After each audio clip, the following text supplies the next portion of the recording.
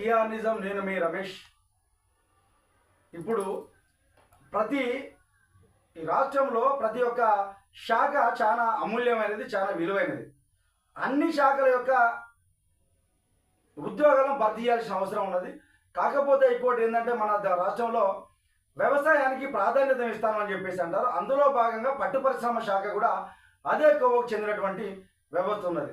గతంలో కేంద్ర ప్రభుత్వం నుంచి కొంత సబ్సిడీ మీద ఆ ఊళ్ళో పట్టు పరిశ్రమ శాఖ నుంచి ఆ ఉపాధి హామీ పని ద్వారా ఆ పట్టు పరిశ్రమ పట్టు పురుగుల పెంపకం అని చెప్పేసి దాని మీద కొన్ని ఊళ్ళలో పెట్టిర్రు. మరి అది ఎందుకు వెనుకబడో తెలియదు.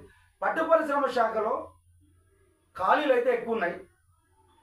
వాళ్ళని ఫుల్ఫిల్ చేయాల్సిన అవసరం ఉన్నది. ఎందుకంటే దాంట్లో ట్రైనింగ్ తీసుకున్న వాళ్ళు ఎదురు చూస్తూ ఉన్నారు. పట్టు పరిశ్రమ శాఖకు సంబంధించినటువంటి కోర్సు చేసిన వాళ్ళు ఎదురు చూస్తూ ఉన్నారు. వాళ్ళను ఒకసారి ఆలోచన చేయాలి. ఈ బడ్జెట్ సమావేశాలలో వాళ్ళ గురించి ఒకసారి ఆలోచన చేసి అక్కడ ఉన్నటువంటి పోస్టులను భర్తీ చేయాలని చెప్పేసి టిఆర్ నిజం నుంచి గుర్తు చేస్తాను. ఇంకోటి ఏంటంటే ప్రతి ఒక్క గ్రంథాలయానికి కాలేజీలలో ఈ గ్రంథాలయం సంబంధించినటువంటి పోస్టులు ఖాళీగా ఉన్నాయి. దాన్ని కూడా భర్తీ చేయాలని చెప్పేసి టిఆర్ నిజం నుంచి ప్రభుత్వానికి చిన్న సూచన తెలియదు. ఎందుకంటే ఆ లైబ్రరీయన్ కోర్సు చేసిన వాళ్ళు కూడా వెయిట్ చేస్తూ ఉన్నారు సార్. వాళ్ళ యొక్క వయసు కూడా మించిపోయే సందర్భంలో ఉన్నది.